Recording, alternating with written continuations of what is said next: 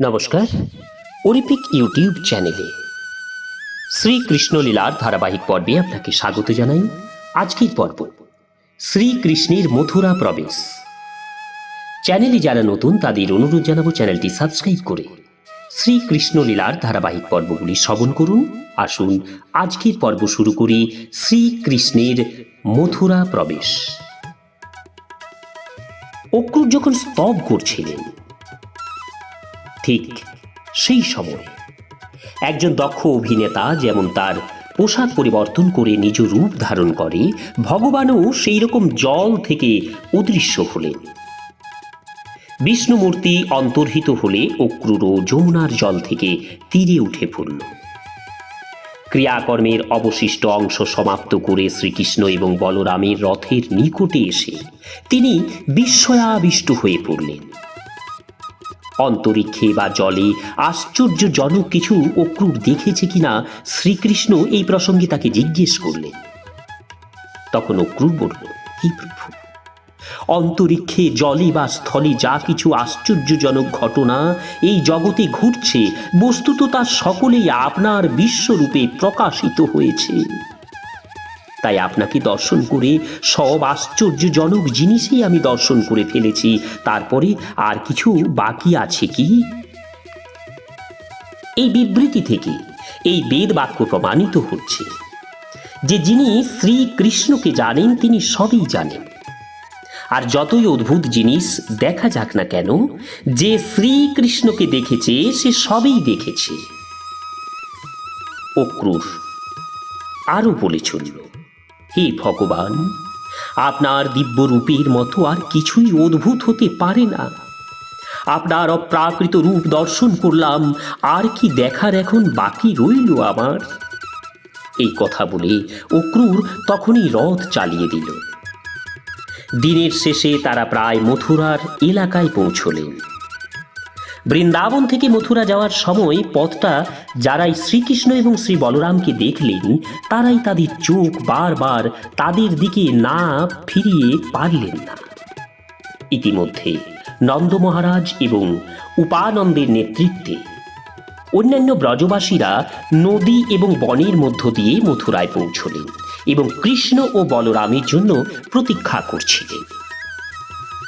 মথুরায় পৌঁছে কৃষ্ণ এবং বলরাম রথ থেকে অবতরণ করলেন এবং অক্রূরের সাথে করমর্দন করলেন। শ্রীকৃষ্ণ অক্রূরকে জানালেন, আপনি এখন স্বগৃহে যেতে পারেন, কারণ আমাদের পার্শ্বদ সহ আমরা মথুরায় প্রবেশ করব। তখন অক্রূরও উত্তরে বলল, হে ভগবান, আপনাকে ত্যাগ করে আমি একাকী মথুরায় প্রবেশ করতে পারি না। আমি আপনার একান্ত শরণাগত সেবক। আমাকে ত্যাগ করার চেষ্টা করবেন না। দয়া করে আপনার গোপ সখা অগ্রজ বলরাম সহ আমার সঙ্গে আসুন এবং আমার গৃহকে পবিত্র করুন। হে প্রভু, আপনি উপস্থিত হলে আমার গৃহ আপনার পদধূলির দ্বারা পবিত্র হয়ে উঠবে। আপনার চরণ কমলের বিগলিত বারিধারা গঙ্গা সমস্ত দেবতা, অগ্নিদেব, পিতৃপুরুষ সহ সকলকেই পবিত্র করে। শুধু আপনার চরণ কমল বিধৌত করে বলি মহারাজ যশস্বী হয়েছেন এবং পবিত্র গঙ্গা জলের সংস্পর্শে বলি মহারাজের সমস্ত আত্মীয়বর্গ স্বর্গলোক লাভ করেছেন। বলি মহারাজ নিজে সমস্ত জড় ঐশ্বর্য ভোগ করেছেন, পরিশেষে সর্বোচ্চ মুক্তিপদ লাভ করেছেন। গঙ্গা শুধু যে জগৎকে পবিত্র করেন না, এমনকি দেবাদিদেব শিব পর্যন্ত গঙ্গা দেবীকে শিরদেশে ধারণ করেন। হে জগদীশ্বর, হে জগৎপতি, হে জগন্নাথ, আপনাকে আমি আমার সশুদ্ধ প্রণতি নিবেদন করি। এই কথা শুনে পরমেশ্বর ভগবান শ্রীকৃষ্ণ উত্তরে বললেন, প্রিয় অক্রূর, আমার অগ্রজ বলরামকে নিয়ে আমি নিশ্চয়ই তোমার গৃহে যাব। তবে যদুবংশ বিরোধী অসুরদের নিধন করার পর আমি তা করব। এইভাবে আমি সকল বিরোধী অসুরদের নিধন করব। তারপর আত্মীয়দের তুষ্টি করব। তখন অক্রূর ভগবানের এই কথায় একটু নৈরাশ্য বোধ করলেন। তার আদেশ অমান্য করতে পারল না। তাই অক্রূর মথুরায় প্রবেশ করে কংসকে শ্রীকৃষ্ণের আগমন বার্তা জানালো। তারপর নিজ গৃহে প্রবেশ করল। অক্রূর চলে গেলে নগর দর্শন করার জন্য গোপসখা শ্রী বলরাম এবং শ্রীকৃষ্ণ মথুরায় প্রবেশ করলেন। তারা দেখলেন যে নগরের তরুণটি অত্যন্ত সুগঠিত এবং চমৎকার মর্মর প্রস্তরী তৈরি। দরজা দুটি স্বর্ণখচিত। শহরের চতুর্দিকে বিলাসবহুল উদ্যান এবং শত্রু যাতে সহজে প্রবেশ করতে না পারে সেই জন্য বৃত্তাকারে সমস্ত শহরের চারিদিকে কামান শ্রেণী বসানো রয়েছে। সমস্ত রাস্তাগুলোর সংযোগ স্থলগুলি সুবর্ণ শোভিত এবং সেই সকল বহু ধনাঢ্য ব্যক্তির অট্টালিকার ন্যায় অত্যন্ত সুবিন্যস্ত দেখাচ্ছিল। মনে হচ্ছিল যেন তা একজন বাস্তুশিল্পীর তৈরি। প্রতিটি গৃহ মূল্যবান রত্নের দ্বারা শোভিত এবং অঙ্গনগুলো ছিল ফুল ফল এবং বৃক্ষের দ্বারা সুশোভিত, সৌন্দর্যমণ্ডিত। উদ্যান গৃহের পথ বারান্দাগুলি রেশম মূল্যবান রত্ন দ্বারা এবং মুক্তার দ্বারা সাজানো হয়েছিল। অলিন্দের জানালার ধারে কপোত এবং ময়ূর বিচরণ করতে করতে রব করছিল। শহরের সমস্ত দোকানগুলি সদ্যজাত দূর্বা বিভিন্ন পুষ্পমালা এবং প্রস্ফুটিত গোলাপে ছিল সুশোভিত। প্রতিটি গৃহের মধ্যবর্তী তোরণটি জলপূর্ণ কলস দ্বারা শোভিত এবং দই মিশ্রিত জলে সিক্ত ছিল। পুষ্পশোভিত প্রতিটি দরজার উপর বিভিন্ন আকারের প্রজ্বলিত প্রদীপ ছিল। সমস্ত গৃহের দরজাগুলি নির্মল আম্রপত্র এবং রেশমী পতাকার দ্বারা সাজানো হয়েছিল। শ্রীকৃষ্ণ, শ্রী বলরাম এবং গোপ বালকদের মথুরায় আগমনের সংবাদ প্রচার হওয়া মাত্রই সমস্ত মথুরাবাসী সমবেত হলেন এবং মহিলা এবং কিশোরীরা তখনই তাদের দর্শনের জন্য গৃহের ছাদে উঠে পড়লেন। তারা ব্যাকুলভাবে শ্রীকৃষ্ণ এবং শ্রী বলরামের আগমনের জন্য অপেক্ষা করছিলেন এবং শ্রীকৃষ্ণ এবং শ্রী বলরামকে দেখার ব্যাকুলতার জন্য মহিলাদের মধ্যে কেউ কেউ যথাযথভাবে পোশাকও পরিধান করতে পারলেন না।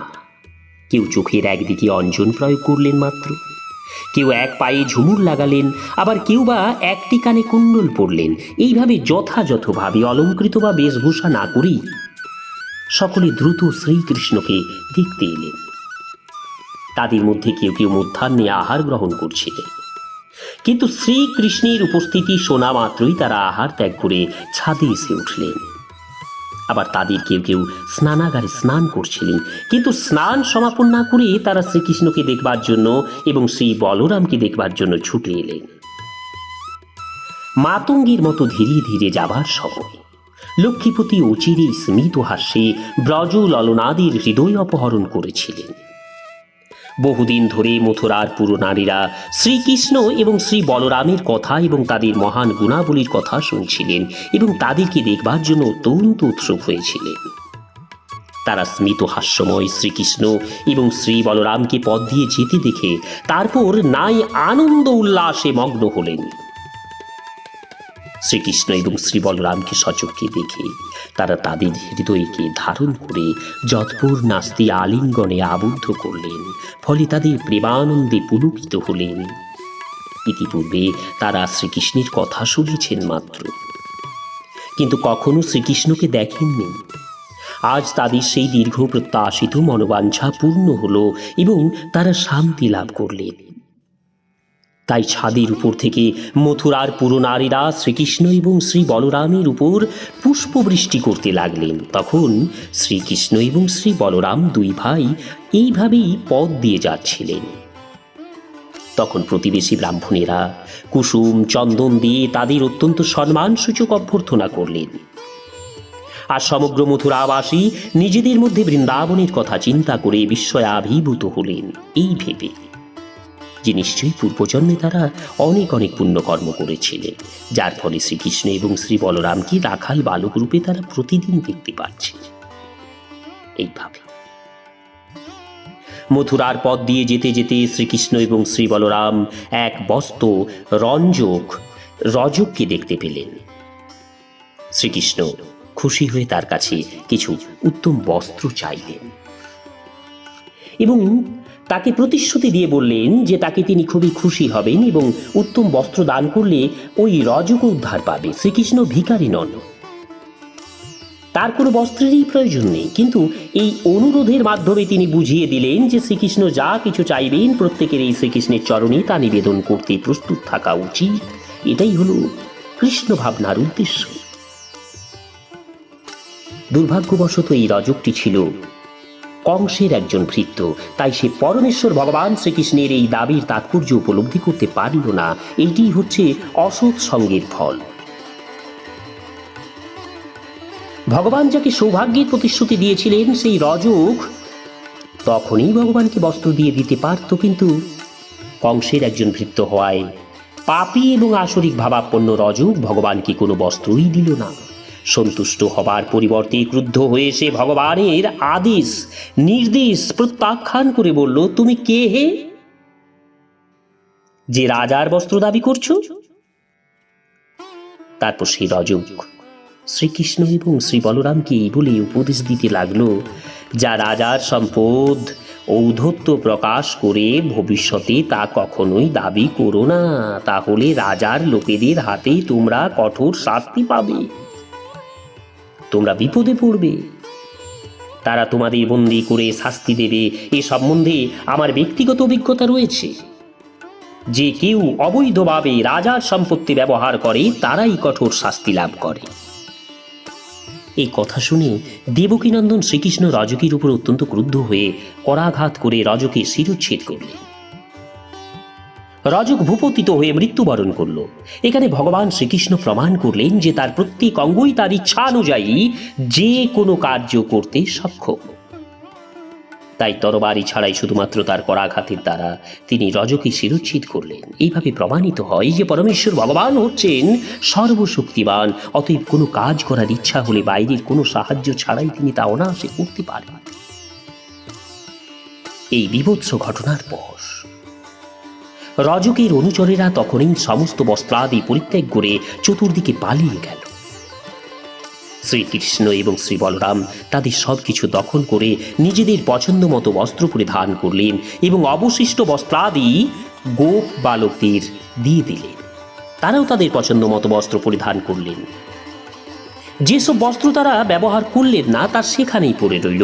তারপর তারা আবার অগ্রসর হতে শুরু করলেন। ইত্যবসরে একজন ভক্ত দর্জি ভগবত সেবার সুযোগ নিয়ে শ্রীকৃষ্ণ এবং শ্রী বলরামের জন্য কিছু চমৎকার বস্ত্র আদি প্রস্তুত করলেন। এইভাবে বস্ত্র এবং অলঙ্কারে সুসজ্জিত শ্রীকৃষ্ণ এবং শ্রী বলরামকে কৃষ্ণপক্ষের পূর্ণিমার দিন নতুন সুন্দর রঙিন পোশাকে সজ্জিত মাতঙ্গীর মতো দেখাচ্ছিল। তখন শ্রীকৃষ্ণ দর্জির উপর অত্যন্ত সন্তুষ্ট হয়ে তাকে সারূপ্য মুক্তি প্রদান করেন। এই সারূপ্য মুক্তির অর্থ হচ্ছে যে সে দেহত্যাগ করার পর মুক্ত হয়ে বৈকুণ্ঠ লোকে নারায়ণের মতো ঠিক চতুর্ভুজ সমন্বিত দেহ লাভ করবে। শ্রীকৃষ্ণ তাকে সঙ্গে সঙ্গে এই বরং দিলেন যে যতদিন সে জীবিত থাকবে ততদিন ইন্দ্রিয় পোষণের জন্য যথেষ্ট অর্থ সে উপার্জন করবে। এই ঘটনার মাধ্যমে ভগবান শ্রীকৃষ্ণ প্রমাণ করলেন যে কৃষ্ণ ভাবনাময় ভক্তদের কোনোদিন জীবনযাত্রার ইন্দ্রিয় পোষণের অভাব হয় না এবং জীবন অবসানে ভগবানের ধাম বৈকুণ্ঠ গোলক এবং কৃষ্ণলোকে প্রবেশে তারা সক্ষম হয়ে থাকে। উত্তম বস্ত্রে সুসজ্জিত হয়ে শ্রীকৃষ্ণ এবং শ্রী বলরাম সুদামা নামে এক মালাকারের কাছে গেলেন। মালাকারের গৃহের উপকণ্ঠ পৌঁছানো মাত্রই মালাকার সুদামা গৃহ থেকে বেরিয়ে গভীর ভক্তি সহকারে তাদের দণ্ডবৎ প্রণতি জানাল। তৎক্ষণাৎ শ্রীকৃষ্ণ এবং শ্রী বলরামের উপবেশনের জন্য দুটি চমৎকার আসন দিয়ে সে তার সহচরদের ফুল এবং চন্দন সিক্ত তাম্বুল আনতে নির্দেশ দিল। মালাকার সুদামার এই সাদর সম্বর্ধনায় ভগবান খুবই সন্তুষ্ট হলেন। অত্যন্ত দৈন্য এবং বিনয় সহকারে মালাকার ভগবানের উদ্দেশ্যে স্তব তুতি নিবেদন করে বলল, হে ভগবান, আপনি আমার গৃহে পদার্পণ করায় আজ আমার সমস্ত পিতৃপুরুষ এবং আমার পূজ্যজনেরা সন্তুষ্ট হলেন এবং উদ্ধার লাভ করলেন। হে প্রভু, আপনি এই চরাচর জড়া শক্তির সকল কারণের পরম কারণ, তবু এই জগৎবাসীর পরম কল্যাণ সাধনের জন্য ভক্তদের রক্ষা এবং অসুরদের বিনাশের উদ্দেশ্যে আপনার অংশ প্রকাশ সহ আপনি আবির্ভূত হয়েছেন। আপনি সকল জীবের সুহৃদ, সকলের প্রতি সমভাবাপন্ন, তবুও আপনি প্রসন্ন চিত্তে ভক্তদের ভগবত ভক্তির ফল প্রদান করেন।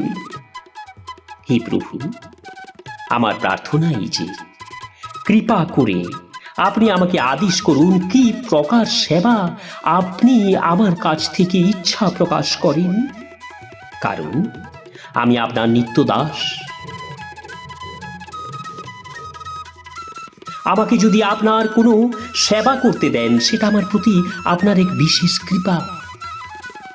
মালাকার সুদামা শ্রীকৃষ্ণ এবং বলরামকে স্বগৃহে লাভ করে হৃদয়ে অত্যন্ত আনন্দ অনুভব করছিলেন। এই জন্য তার অন্তরের একান্ত ইচ্ছা বিভিন্ন ফুল দিয়ে অতুলনীয় মালা তৈরি করে তা সে ভগবানকে প্রদান করবে। তাই শ্রীকৃষ্ণ এবং শ্রী বলরাম দুজনেই মালাকারের আন্তরিক ভগবত সেবায় অত্যন্ত তুষ্ট হলেন এবং শ্রীকৃষ্ণ মালাকারকে অভিবাদন জানালেন যে তাকে বর প্রদান করলেন। শ্রীকৃষ্ণ শরণাগত ভক্ত মাত্রকেই সর্বদা বর দিতে প্রস্তুত। অতএব মালাকার ভগবানের কাছে তার নিত্যকাল সেবা করার বর ভিক্ষা করল এবং এই ভগবত সেবার মাধ্যমে সমস্ত জীবগুলির কল্যাণ সাধন করতে বর প্রার্থনা করল। এই দৃষ্টান্ত থেকে স্পষ্টভাবে শিক্ষা লাভ করা যায় যে কৃষ্ণ ভাবনা অনুশীলনকারী ভক্ত মাত্রই ভগবত ভজনের মাধ্যমে শুধু নিজের মধ্যেই সন্তুষ্ট হওয়া উচিত নয়। তাই সকলের কল্যাণ লাভের জন্য ভক্তকে অবশ্যই পরিশ্রমের ইচ্ছুক হতে হবে। বৃন্দাবনের স্বরগোস্বামীরা এই দৃষ্টান্ত অনুসরণ করেছিলেন, এই জন্য তাদের প্রার্থনায় উল্লেখ আছে লোকানাম হিতকারিণী, অর্থাৎ বৈষ্ণব বা কৃষ্ণ ভক্তরা কখনো স্বার্থপর হন না। পরমেশ্বর ভগবানের কাছে তারা যে কৃপা লাভ করেন তা অন্যান্য সকলের মধ্যে বিতরণ করে দেন। এই হচ্ছে সর্বশ্রেষ্ঠ জনকল্যাণকর কর্ম। তখন সুদামার প্রতি সন্তুষ্ট ভগবান শ্রীকৃষ্ণ তাকে শুধু তার ইস্পিত বর প্রদান করলেন না, উপরন্তু তাকে তিনি দীর্ঘ আয়ু এবং পারিবারিক উন্নতি, জড়জাগতিক সমস্ত সম্পদ এবং তার হৃদয়ে যত অভিলাষ ছিল তা সমস্ত তিনি পূর্ণ করলেন। নমস্কার, আজকের পর্ব এখানেই শেষ করছি। আগামী পর্ব যজ্ঞস্থলে শ্রীকৃষ্ণের ধনুর্ভঙ্গ। চ্যানেলে যারা নতুন তাদের অনুরোধ জানাবো চ্যানেলটি সাবস্ক্রাইব করে শ্রীকৃষ্ণ লীলার ধারাবাহিক পর্বগুলি শ্রবণ করুন। রাধে রাধে, হরে কৃষ্ণ।